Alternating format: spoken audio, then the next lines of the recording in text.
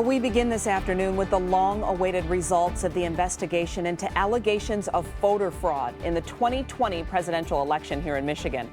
Thank you for joining us for 7 Action News at 5. I'm Glenda Lewis. And I'm Alan Campbell. Now, the Republican-led probe rebuking numerous claims made by the Trump campaign. The 35-page report found no evidence of widespread voter fraud. Claims of votes from dead people found to be false, as also were claims of fraudulent ballot dump at TCF Center in Detroit. And now this report pits Michigan GOP members against former President Donald Trump, who's repeatedly touted those claims. President Biden defeated former President Trump by 154,000 votes here in Michigan. 7 Action News reporter Jim Kirstner joins us live outside TCF Center in downtown Detroit, where some of those fraud allegations were made. Jim?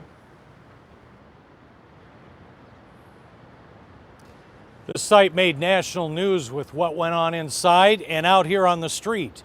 People saying, stop the steal. There's no evidence that there is some sort of organized or widespread effort to defraud the election. The TCF Center was turned into Detroit election central chaos, where the November presidential votes were tallied. Detroit police escorted out Republican poll watchers. They were forced to look in through the windows. The committee report says the clerks need to do a much better job allowing the watchers, recruiting them. And it also says Republicans need to repudiate people who created a panic. Call went out, hey, get down here, something bad's happening, and more people came than could be handled. There's voter fraud going on in here. I was called in to come down here at noon. There were big protests outside the TCF Center and more. When this video was put on social and right-wing media, it went viral. It was retweeted by President Trump's son. It was purported to be a ballot dump in the middle of the night to give the election to Biden. I get in the car and I see him drop the box. This was really a Channel 7 News photographer carrying his gear inside for morning reports. The Oversight Committee held hearings. One of those testifying was former State Senator Patrick Colbeck from Metro Detroit. He also criticized how the story was being told. The media is going to have to be held accountable for going off and pushing the narrative that Joe Biden is president-elect. Another Stop the Steal rally outside the TCF Center vowed to continue the fight for Trump. Some of these people are now calling the Republican committee report and the chairman, Senator Ed McBroom, a sellout.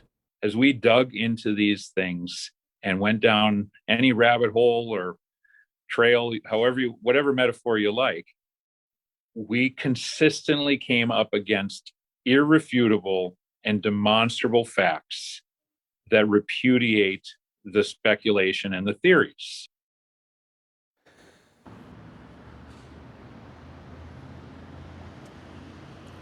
Former Senator Patrick Colbeck responded to me in an email saying this report has shoddy work and it contains logistical inconsistencies.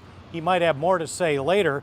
The chairman says that they are urging the Michigan Attorney General to investigate people who made false claims and collected money for possible crimes, but they are not naming anyone specifically, and they are not in a position to do that. The report does suggest stopping mass mailings of absentee ballot applications, but it is not recommending a forensic audit, and it is not recommending stronger voter ID requirements. Reporting live downtown, Jim Kirstner, 7 Action News. All right, Jim, thank you for the update there. And remember, now you can read the full report from the Michigan Senate Oversight Committee right now on our website, WXYZ.com.